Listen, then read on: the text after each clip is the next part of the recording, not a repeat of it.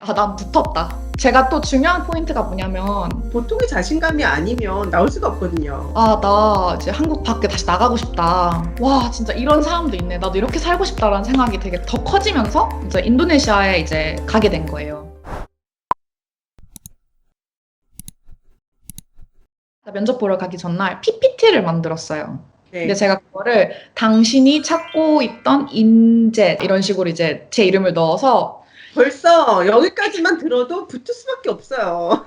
음, 그러면 그렇게 PPT 해가지고 들어가셨을 때 면접관님들의 반응은 어땠나요? 전 단번에 알았던 게, 난 붙었다. 티를 안 내시려고 하긴 했지만, 얘 완전 독특한데? 약간 이런 식으로 바라보는 느낌을 받았고요. 네. 그 당시에 제가 면접 봤을 때, 저희가 사무실 되게 작았는데, 회의실에서 면접을 본 게 아니라, 15명 멤버가 앉아있는 곳에서 면접을 봤어요. 근데 그게 네. 알고 보니까 일부러 저를 테스트해 보시려고, 제가 당황하나 안 하나를 이제 보려고 저 하셨대요. 인원수만으로도 당황을 안 할 수가 없으니까. 사람들이 다 보는 곳에서 PPT를 제가 먼저 말씀드릴게요 하고 이제 발표를 했고, 제가 또 중요한 포인트가 뭐냐면, 지금도 써먹는 건데, 면접을 볼 때 이 사람이 나한테 물어볼 것들을 미리 말하면 이 사람이 할 말이 없어져요. 이분들이 염려할 것 같은 것들, 그러니까 당신은 뭐 1년마다 왔다 갔다 하고 자퇴도 하고 하는데 또 금방 관두는 거 아니에요? 이런 질문들이 나올 거 네. 아니에요.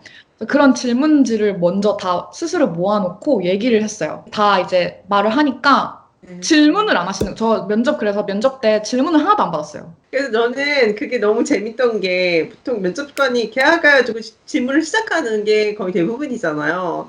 그 네네네. 다음에 뭐 나중에 이제 뭐 따로 제가 준비한 게 있다라든지 뭐 보여줄 수 있는 자료가 이런 식이 거의 대부분인데 잠시만요. 제가 먼저 말씀드릴게요. 하고 본인 스스로 자신의 돗자리를 딱 깔고 시작을 하셨다라는 그 부분에서 솔직히 와 정말 보통의 자신감이 아니면 나올 수가 없거든요. 본인이 그 PPT를 만들면서 그 회사를 분석하면서 발표를 할 때 그거에 대한 나의 발표의 자료에 대한 자신감이 있었기 때문에 그렇게 나올 수 있었을 거라고 생각하거든요. 준비를 하고 면접장에 갔을 때 내가 준비한 거에 대해서 어떤 마음이었나요?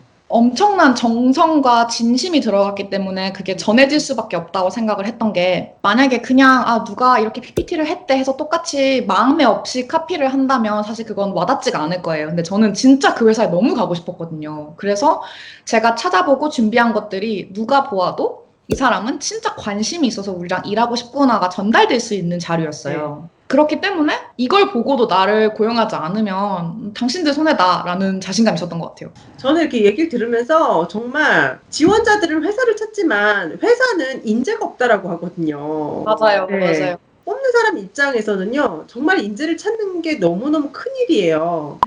그런데 지금 써니 씨가 쭉 이렇게 이야기해 주신 그런 부분들이 회사에서 이런 사람을 찾고 있구나라고 이해를 하시면 좋을 것 같아요. 네, 그래서 이렇게 합격을 하셔가지고 3년 이상 네. 그럼 이 정도로 되면 이제 부모님들도 인정하시고 이제 자리를 잡았구나. 안정적이게 되었구나. 좀 안심을 하셨을 것 같고 이제 그대로 이제 쭉 한국에서 사실 수도 있었잖아요. 일단은 한 1년 반 정도를 한국에서 근무를 했었고요. 그러면서 자신감이 붙었던 것 같아요. 내가 한국에서 못해서 내가 해외 나가는 게 아니라 내 선택이었다라는 걸 스스로 음, 증명을 했고, 작가님 그 책 구절 중에 모두를 이해시킬 수 없다면 결과로 이해시키자라는 구절이 있잖아요. 네.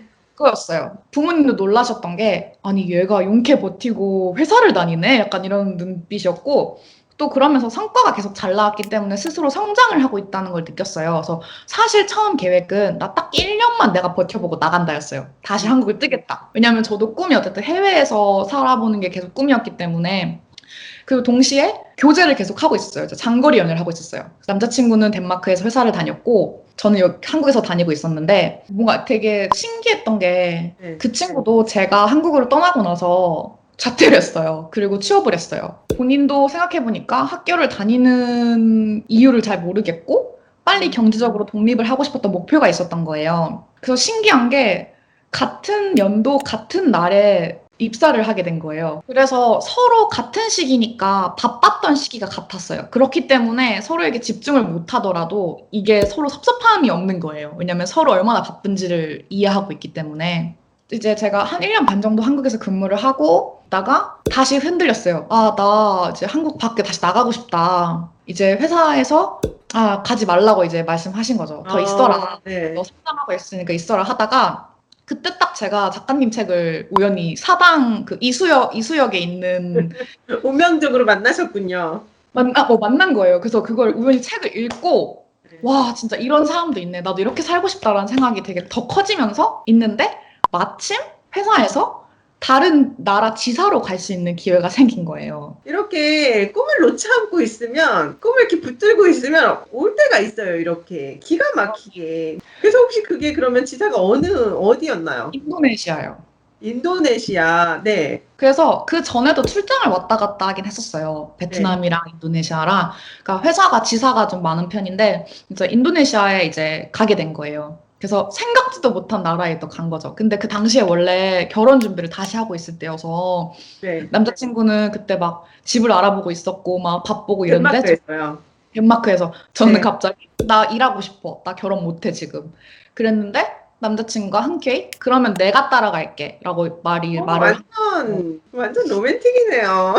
그래서 네. 사랑을 찾아서 인도네시아로 오셨어요, 그분이? 그래서 제가 먼저 인도네시아에 가서 정착을 하고 남자친구가 인도네시아로 오게 됐는데 남자친구 직업상 올 수 있었던 게 이 친구는 프로그래머예요. 개발자이기 때문에 재택근무가 가능했고 또 아무래도 덴마크 자체가 기업 문화가 가족을 되게 중시하는 게 크기 때문에 회사에서도 당신의 행복이 먼저다. 가서 재택근무하고 나중에 와라라는 허락을 해주셨던 거예요. 여기서 잠깐, 그러면 남자친구분은 페이를 덴마크 회사에서 받고 인도네시아는 반대로 물가가 엄청 싸잖아요. 되게 괜찮은 상황이네요. 그렇죠? 좋았어요. 왜냐면 저도 급여를 한국 급여로 받고 인도네시아에서 그러니까요. 좋았던 삶이었던 것 같긴 해요. 인도네시아에서 이제 살면서 좋았던 건 발리에 여행을 간다거나 싱가포르에 간다거나 말레이시아에 간다거나 뭐 이런 식으로 주말에 갈 수 있었던 거 이렇게 있었다가 결혼을 인도네시아에서 하려고 했어요. 이제 혼인신고를. 네. 근데 문제가 생긴 거예요. 대사관에서 라트비아가 어디냐. 그러니까 라트비아를 모르는 분들이 많단 말이에요. 거기다가 왜 여자한테 남자가 귀속되느냐라고 이제 질문을 하시는 거예요. 보통 여자가 남자를 따라가는데. 그래가지고 못 도와주신다고 하는 거예요, 혼인신고를. 그래서 혼인신고를 못 했어요. 그럼 뭐 한국에 잠깐 출장 갔을 때 하고 들어오자라고 이렇게 있었는데, 그 남자친구 회사가 갑자기 유럽으로 빨리 들어오라고 이제 신호를 보내가지고 유럽으로 돌아가야 되는 상황이었어요. 그러면은 아예 여기를 청산을 하고 이제 정말 우리 덴마크에 가서 같이 살자라는 마음을 정하고 그럼 우리 이제 2020년 3월에 만나자라고 했는데 그때 코로나가 딱 터진 거예요. 코로나가 제가 2020년 2월 말에 한국으로 들어와요. 한국에서 다시 이제 또 근무를 하게 되는데 원래는 한 달 동안 한국에서 정리를 하고 퇴사를 하려고 했었어요. 근데 이제 코로나 때문에 국경이 막힌 거예요. 국경이 열리면 만나자. 네.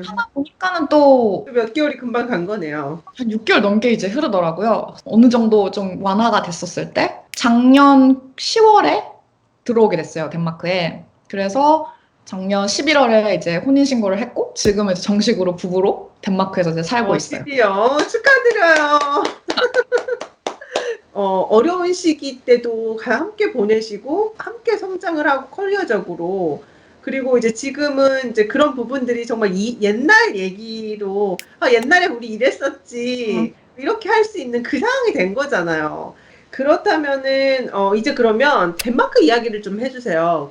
네. 그럼 덴마크에서는 어떤 회사에서 어떤 일을 하고 계시나요? 저는 지금 신분이 되게 여러 가지가 있는데 일단 첫 번째로 주부이자 아내이기도 하고요. 두 번째로는 제가 덴마크 회사로 온라인으로 지금 오전에 근무를 하고 있는 회사가 있어요. 이커머스 쪽에서 일을 하고 있고 또 세 번째로 지금 싱가포르에 계시는 지인분이 창업을 시작하셔서 합류를 하게 됐어요. 그래서 네. 지금 또 여러 가지 일을 그렇게 하고 있고요. 지금은 이제 하고 싶은 게 분명해서 온라인으로 강의도 듣고 있습니다. 대학으로.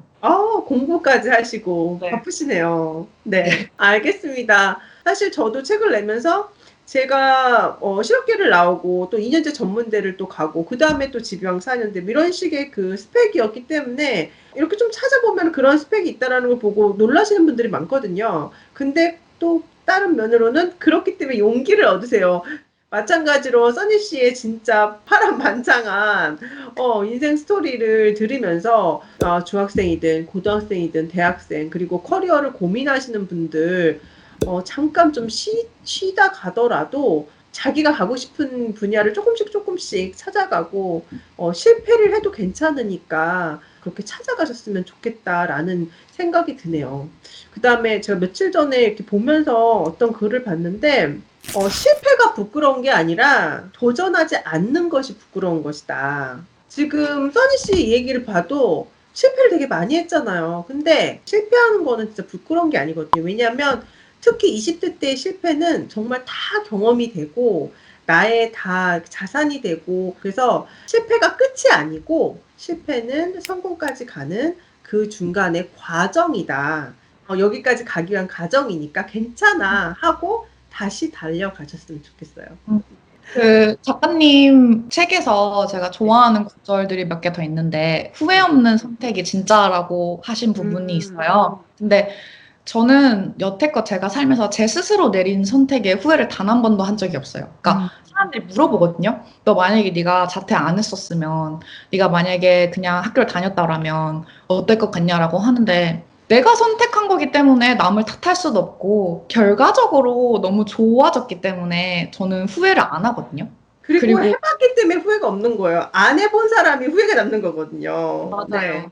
난 이걸 증명할 거야 하기 위해서 제가 한국에서 시작을 했지만 사실 전 지금은 바뀌었거든요, 마인드가. 그러니까 예전에는 이걸 남한테 보여주고 싶었어요. 나 할 수 있어. 나 이거 못해서 안 하는 거 아니야. 지금은 그냥 내가 하고 싶은 거, 내가 해보고 싶은 거. 그래서 조금 더 남의 의식에서 멀어지게 되는 것 같고 이런 실패와 역경을 통해서 긍정적으로 변하는 것 같아요. 그러니까 이걸 내가 겪어봤기 때문에 다음 게 왔을 때 이것도 지나간다는 걸 알고 이걸 내가 어떻게 이겨내야 되는지를 조금 약간 레벨업을 하는 것 같아요. 약간 너무 무섭고 안 될 것 같은데도 동시에 난데 왜 안 돼? 그러니까 약간 자만하는 게 아니라 어쨌든 나는 잘 될 사람이야. 나는 어쨌든 계속 성장하는 사람이야 라는 믿음이 있는 것 같아요. 네. 그리고 약간 비슷한 맥락인데 제가 덴마크에 오면서 인터뷰들을 몇 개 봤었어요. 근데 되게 신기하고 놀라웠던 게 뭐냐면 한국에서는 이력서를 보통 제 이력서를 본다고 하면 당신은 1년마다 떠나고 관둘 사람이어서 끈기가 없다라고 한다거나 실패한 사람이라고 여겨지는 게 보통인데 덴마크에서 놀랐던 게 제가 되게 극찬을 받았어요. 얼마 전에 덴마크 한 회사에서. 그게 왜 그렇게 말씀을 해주셨나 하고 보니까 제가 갖고 있는 에너지와 어쨌든 제가 살아왔던 경험들을 이제 말씀을 드렸을 때 그게 흠이 아닌 거예요. 여기서는. 그게 굉장한 도전이고 당신은 덴마크에서 원하는 인재라는 소리를 듣게 됐단 말이에요. 한국에서는 왜 그런 것들이 조금 뭐랄까요? 유연해지지 않는지 아쉬운 점이 조금 많았던 것 같아요. 저도 동감하는 부분이에요. 음, 제 학생분 중에 고등학생분도 있었어요. 음, 학교에서 적응을 못하는 거예요. 너무 이렇게 정해져 있는 것에 이제 견디지 못하는 학생인 거예요. 근데 그분이 이제 캐나다로 왔는데 완전 날개 달린 듯이 음, 조금만 잘해도 막 칭찬하고 그러니까 한국에서는 남들하고 다르면 쟤 왜 그래? 음, 뭐야? 뭐 혼자 잘났어? 이런 눈빛이라면 음, 외국에서는 그런 부분들이 개성으로 좀 존중받는 게 더 크지 않나. 사실 이런 것들이 회사 생활 하면서도 그 연결이 돼요. 그런 문화 자체가 회사 생활 할 때도 뭐 어떤 의견을 제시를 한다거나 이럴 때, 왜 이렇게 혼자 얘기만 해? 이런 느낌이 아니고, 혹은, 밑에 직원인데 이렇게 말을 많이 해? 이런 거가 아니고, 그 개개인들의 의견을 존중해주고, 그거를 또 장려해주고, 이런 부분들이 여전히 이렇게 연결이 되는구나. 저는 이렇게 느꼈어요. 이렇게 어디에 속해 있는지에 따라서 다른 각도로 볼 수가 있다라는 거죠. 진짜 세상은 넓으니까 나한테 맞는 나라, 나한테 맞는 도시, 나한테 맞는 회사, 어디에 있을지 모르는 거죠. 근데 이걸 어떻게 아느냐? 도전해 봐야지만 알 수 있다는 거. 맞아요. 네. 앞으로 이야기도 너무 궁금해지네요. 몇 년 후에 우리가 또, 지난 5년 동안 어떻게 지내셨어요? 이런 이야기를 나눈 날이 또 왔으면 좋겠고요. 네, 긴 시간 동안 시간 내주시고 정말 소중한 경험들과 과거 이야기들 나누어 주셔가지고, 진심으로 감사드립니다.